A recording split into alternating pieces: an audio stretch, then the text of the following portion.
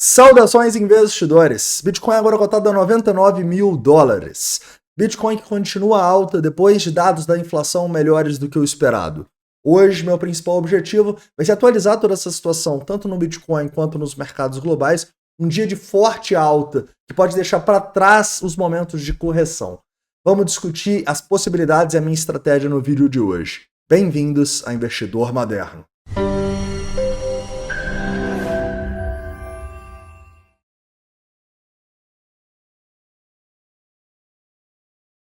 Vamos lá, investidores. O primeiro ponto que a gente precisa falar hoje é sobre os dados de inflação, né? Afinal, a gente teve o CPI saindo e o CPI cheio, ele veio de acordo com o esperado, tá? A gente teve 0,4 no mês de inflação, o que é muito, e 2,9 no ano, acelerando de 2,7, tá bom?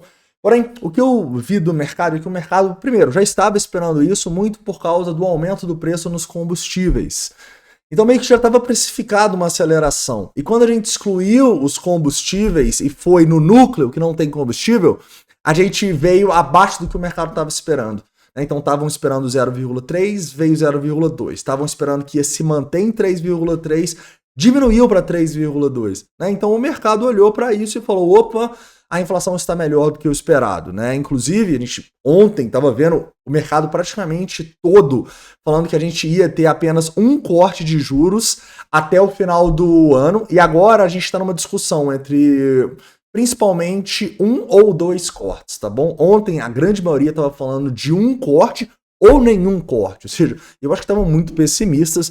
Eu acho que essa distribuição aqui é mais, digamos assim, é mais palpável, é mais provável do que o desespero que foi ontem, né, caras? Ontem realmente, em especial no começo da semana ali na segunda-feira, o mercado se desesperou, a gente viu tanto o S&P 500 quanto o Bitcoin despencando, né? E eu acho que boa parte da queda que a gente teve no Bitcoin pode se explicar pelo S&P 500, caras. Afinal, a gente estava nos fundos ali em 5.770 pontos na segunda-feira. Querendo ou não, é uma quedinha ali dos seus mais de 5% no S&P. Na Nasdaq chegou, se eu não me engano, a 7%, né? Exatamente. Então é uma quedinha forte nos mercados que a gente não tinha desde lá de agosto, caras. Naquele dump que a gente teve de agosto, que chegou a cair bem mais, né? A gente chegou a cair ali seus 17% na Nasdaq. Então o mercado deu uma desesperada mesmo, caras, e tá me lembrando muito, mas muito mesmo, o que aconteceu na última Bull Run. Para quem não sabe, na última Bull Run, a gente ficou o mercado subindo desde a Covid, e toda a quedinha que a gente tinha aqui, o Bitcoin também corrigia, só que ele corrigia mais, né? E detalhe, ele corrigia mais para quê? Para conseguir subir mais depois, tá? Então não se engane, cara, a correlação continua muito clara nos mercados, ainda mais quando a gente tem um mercado tão esticado igual tá um S&P 500, né? Se começa um bear market igual foi aqui, o Bitcoin pode sofrer. Então é natural que uma Nasdaq cai 7%, o Bitcoin vai cair uns 20 mesmo, né? Mas quando a Nasdaq subir mais 20, o Bitcoin vai subir mais 100. Tá me entendendo, caras? E sinceramente, eu não vejo que a gente precisa aqui de grandes movimentos para o Bitcoin voar, né? Porque foi exatamente assim, né? Do fundo da Covid até os topos, a Nasdaq subiu 150%, o Bitcoin subiu 1.700, tá me entendendo? Então, eu vejo que toda essa quedinha, todas essas quedinhas que a gente tá tendo e que teve também ao longo dessa última subida, caras, todas elas o Bitcoin também deu uma corrigida e foram oportunidades de compra. Então é a mesma coisa, cara. Parece que a gente só voltou 4 anos no passado, as mesmas pessoas falando que o mundo vai acabar, que vai começar um crash e blá blá blá. Foi a mesma coisa aqui. Quando começou o crash, falaram que ia cair mais, não caiu. E aqui eu espero que, primeiro, acho que a gente ainda está distante de um topo, tá bom? Muito pelo que a gente vê do sentimento do mercado, muito pelo que a gente vê que somente as maiores empresas dos Estados Unidos estão subindo. Num topo, normalmente, o que a gente tem? A gente tem euforia, a gente tem empresas pequenas subindo, a gente tem altcoins no mercado cripto subindo. A gente não tá vendo isso, cara. Então, na verdade, eu não vejo uma euforia, eu vejo uma tendência de alta aqui no S&P 500, tá? E eu realmente acredito que a gente ainda tem espaço para subir bem mais, tanto na Nasdaq quanto no S&P, antes da gente ter um bear market igual foi ali em 21, 22, cara. Lembrem-se, os bear markets, eles são raros, caras, né? E quando eles acontecem, caras, dificilmente você tem uma queda de mais de 20, 30%, né? Então, mesmo que a gente comece um bear market daqui, caras, a única coisa que eu acho que a gente teria seria um adiamento da nossa bull run, porque a gente sabe que no longo prazo a tendência do S&P e da Nasdaq é de alta, e tudo bem, tem esses sustos quando a gente tem essas quedinhas, mas são justamente graças a essas quedinhas que a gente tem grandes oportunidades de compra no Bitcoin e nas altcoins, tudo bem? Então não deixa a turma do apocalipse te fazer errar e vender seus ativos falando que vai ter um crash, porque eles estão falando que vai ter um crash desde aqui do Covid, caras. E eu já vi umas 15, 20 narrativas diferentes e todos esses momentos de queda, pra gente aqui, foram momentos de acumulação, principalmente de Bitcoin e criptomoedas, correto? E as pessoas não, elas ficam com medo, não acumulam e só vão acumular provavelmente quando a gente estiver em máximas, né? Porque aí não vai ter mais risco, não vai ter mais narrativa, a narrativa vai ser de alta infinita. Aí a turma do apocalipse vai querer comprar. É impressionante, mas foi exatamente a mesma coisa que aconteceu aqui, tá bom? Quando tava todo mundo falando que, não, agora Nasdaq só vai subir, S&P só vai subir, as small caps começaram a subir, Bitcoin tava rompendo a máxima de 65, ali a turma do apocalipse quer comprar. Não quando a gente está numa tendência de alta nas correções, igual a gente teve uma correção aqui com oportunidade. Tudo bem? Detalhe, a gente teve uma subidinha aqui hoje, né? Nada demais, mas a gente já está próximo, digamos assim, das máximas, né? Menos de 3% da máxima histórica aqui no S&P. Na Nasdaq a gente está menos de 5% da máxima histórica. Então, para mim, o que está faltando para o Bitcoin renovar essas máximas e ir forte para cima é máxima de S&P, máxima de Nasdaq. Se a gente vê a máxima desses dois índices, provavelmente a gente vai ver do Bitcoin, talvez até antes, tá? Mas eles estão caminhando juntos e é bom que eles caminhem porque a tendência desses índices continuam de alta. Tudo bem? Show de bola. Entendendo isso, vamos para o Bitcoin, que eu acho que é o mais importante aqui. E o Bitcoin é o primeiro ponto que a gente precisa mostrar para vocês, é o que está acontecendo aqui quando a gente analisa o longo prazo, né? No longo prazo, cara, a tendência é muito clara de alta, né? A gente, na verdade, está fazendo um padrão de continuação aqui, né? E eu não entendo como as pessoas, elas olham para isso aqui e falam, não, começamos um topo importante, não, agora vai ter um dump. Cara, como assim, cara? Sinceramente, parece que estão invertendo o gráfico, né? Eu acho que a única maneira de você ficar bearish aqui é invertendo esse gráfico e falando que é um padrão de continuação da baixa. Então, tentar captar esses topos, caras, para mim é extremamente perigoso. E para mim é o mesmo erro que cometeram tentando vender Bitcoin aqui nos 60 para comprar um pouquinho mais barato. Igual estavam fazendo a mesma coisa nos últimos dias. Então não briga com a tendência, cara. A tendência é de alta, né? Então a maior probabilidade é a gente continuar subindo. As quedas estão sendo oportunidades de acumulação. Como eu te mostrei ali na segunda-feira, a gente fez compra de 2 novas gemas que a gente estava estudando as semanas. Então você pode ficar tentando pegar correção numa tendência de alta, ou você pode aproveitar essas correções para fazer boas compras de bons ativos a bons preços. Tudo bem? Outro ponto muito importante que a gente destaca aqui é que no diário tá bem claro esse padrão aqui, né? Isso é uma bullish falling wedge que tende a romper para cima. Aqui fica muito claro que o pivô de alta, primeiro, acima dos 100 mil dólares seria bom, né? Mas a gente vai ter essa resistência agora no topinho dos 102.500 e na máxima histórica, eu acho que são 2 topos importantes. Já falando sobre suportes, caras, né? Eu acho que a gente começou um suporte importante, que eu vou falar no curto prazo daqui a pouquinho, mas a gente vai ter os fundos, né?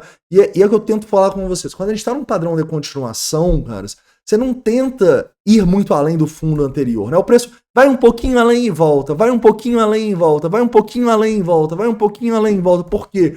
Porque não tem demanda para esta baixa, caras. Quando a gente olha para os nossos indicadores de sentimento aqui, a gente vê que o nosso CVD está muito próximo da mínima histórica, né? Ou seja, a demanda que a gente está tendo de venda, caras, está sendo captada por grandes instituições.